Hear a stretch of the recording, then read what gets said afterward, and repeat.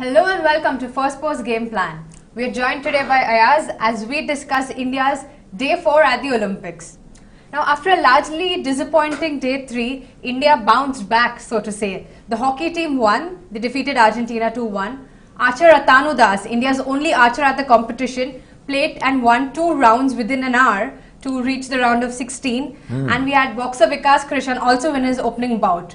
So much for wasting opportunities. India really bounced back. I think, look, it's been a splendid recovery. And I think that somehow, and this is something that I need to tell all our viewers and supporters of Indian sports, that we have to keep the faith. Right. It's not just about the medals, but it's also going out there and being or competing with the best in the world that is important. So, India's hockey triumph over Argentina, 2-1 was the result, hard fought, close match. The result was very different from what happened in Germany. Yeah. There was a 2-1 result there too, but against Argentina, India were the winners. And I think we scored a field goal for the first time in this tournament. So that's a good sign. The only kind of word of caution here is that the games have been fast-paced, really well fought, hard fought, so to speak. Now, sustenance, stamina is going to be the issue for the Indian team. And remember, the next opponents are Holland. So it's going to get tougher as you head towards the end of the league phase. But a win is a win. I think that there's going to be a huge fillip to the morale of the Indian hockey team. Right, and as you said, we play London 2012 silver medalist Netherlands next. And after that, we have one more game against Canada, which means India has 1 foot in the quarterfinals, which will be a huge deal for this hockey team. Yeah, but I think, one can't be complacent and say we'll leave it till the game against Canada to decide our fate. I think the idea should be to go, obviously to try and beat Holland, which is a very good team, as you mentioned, silver medalist at London. So it's not going to be easy. And yet, what has been encouraging so far is that this team has sent out very strong signals that when it's under pressure, it's able to perform. That's a big difference from what we've seen of teams in the past. Like in London, for instance, when I was there, we ended up crumbling under pressure. So in 4 years, that's been the big improvement, so to speak. Right, but of course there were a couple of disappointments. Shooter Hina Sidhu could not qualify for the 25-meter pistol event, and rower Datu Bokanal also was out. He will be in action again today for the 13 to 16 spot, but he finished 15th overall. Yeah, so I mean, as we've talked earlier, rowing is not really an Indian sport or an Indian speciality, and the fact that he's there, much like the gymnast Deepa Karmarkar, is in itself an achievement that they're competing at the Olympics. Just a word about Hina Sidhu. I think she's going to be shooting tonight or tomorrow. No, she's finished about. She's finished about now, 50 meters? Hina Sidhu is the shooter, yes, she's finished. She's finished. Her campaign's over. So she tweeted about, her disappointment yesterday, and she said, look, I'm out of it. This is the end of the road for this Olympics. But I'm going to be there for the next 10 years. I'm not going anywhere. I think that's the spirit which is really appealing to somebody like me. That you've lost. You are personally very disappointed. The country is disappointed. We all are as supporters of Indian sport. And yet, there is there's a steely resolve which is showing through. Whether she wins in the future or not. But I think the attitude, and that's something that will create a sporting ethos in the country. When people, especially the athletes and the young athletes, start developing that attitude, that's when you'll get winners. Look, in this tournament, in the Olympics, Serena Williams has lost in the singles. Djokovic has lost. The 2 top tennis players in the world have lost in the very early rounds. So losing is not, such a bad deal as some people may make it out to be. You're competing in the Olympics where the pressures are completely different for Djokovic and for Serena Williams from, say, playing a Grand Slam event. This is a completely different experience, and somehow you'll find that some of the best names that you can think of can also stumble. No, very rightly said. And you spoke about the spirit. So I think yesterday Atanu Das was the embodiment of this fighting spirit. Yeah. 2 games within an hour, he scored this consistent bullseye, perfect tens, and he would be one person not a lot of people had a lot of expectations from, but a surprise package.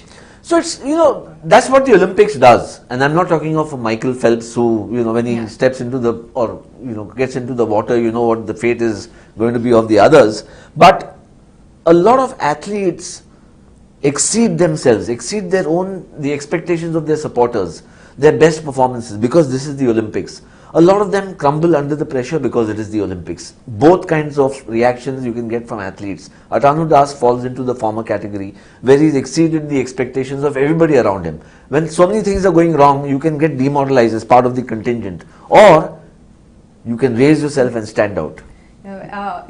Speaking of these performances and raising the standard, a lot of people, especially on social media, were talking about that you wouldn't want to be Shobha there today when the contingent has sort of, kind of proven her point, wrong. Well, I think, she clarified in a later tweet that it's about the federations and the administration. So, as I mentioned earlier, I think the original tweet, frankly, I didn't see any necessity for it. It was puerile, but that's now in the past. I think we need to look ahead, and ultimately it's what the athletes do which matter, not what everybody else is saying around it.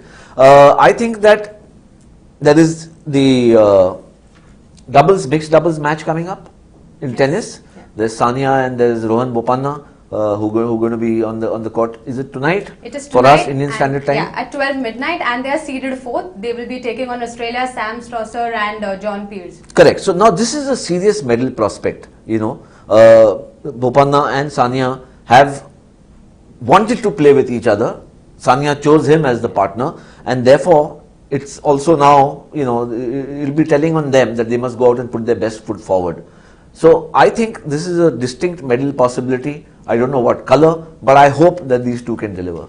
Speaking of today's schedule, it's going to be an action-packed day for India. The entire schedule is up on our site, firstpost.com. You can check it out there. But as I said, action-packed. Apart from Sania and Rohan Bopanna, who 4th seeded strong medal prospects, have to make up for both their individual losses in the doubles. Yes. We also have Jeetu Rai, who even before the games has been one of the strongest medal contenders for India, and today finally he will be in action in his pet event, so to say, the 50-meter pistol. Yes. So look, I've met Jeetu Rai a few times thanks to Olympic Gold Quest, and he's come to Mumbai, and there's been some felicitation or a reception or whatever else. And talking to him, he was always appeared to be, as if he had no nerves. Nothing seemed to fluster him. Now, that could be a put on, it could be an act, or it could be him. I prefer to believe that it's him. And I hope that he delivers in this. This is, as you mentioned, is his favorite event. And frankly, in all the, amongst all the shooters and in the contingent, there are a fair number of shooters. One would expect at least one medal to come through. That'll be par for the course. It's not something extraordinary that will happen for India, and I hope that Jeetu Rai is the guy who can do it. I hope so too. And also we will have Prakash Nanjappa in the 50-meter qualification with Jeetu Rai. That would be at 5:30, and the finals would be at 8:30. So all eyes on Jeetu Rai and Prakash. Well, all the luck to them.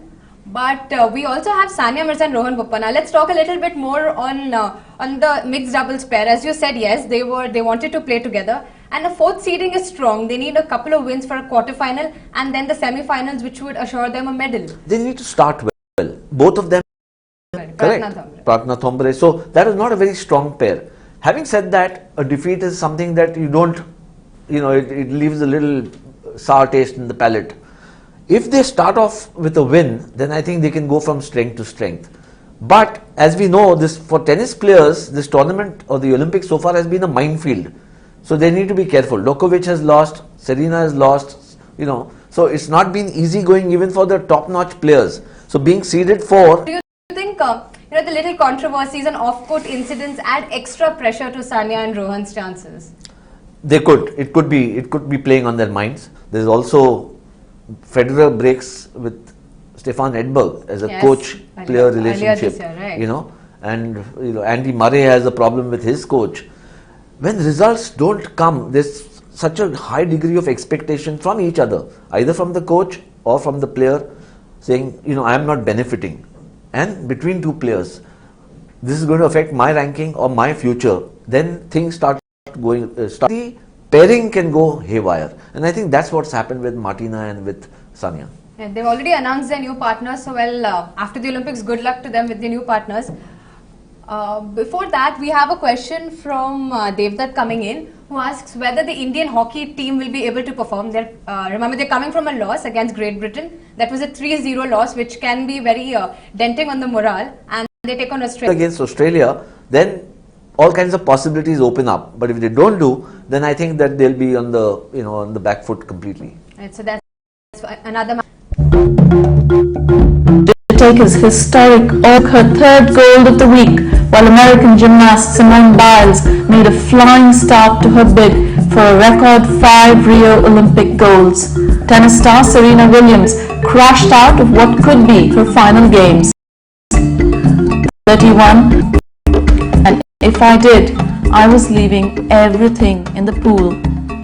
Felt that race. At the Olympics, but at a personal level, and that shows you that the best, the big boss or universe boss, which is Usain Bolt, Right. and he's also around that age now, 29, 30. We'll have to see what he achieves. But right now, Michael Phelps has, just completely kind of dazzled everybody at these Olympics. Right, and you mentioned how he's had a lot of personal problems. In fact, he retired. He said he's Athens, and apart from Phelps, how this incredible. Biles watched from home as Gabby Douglas and the US team, dubbed the Furious Five, took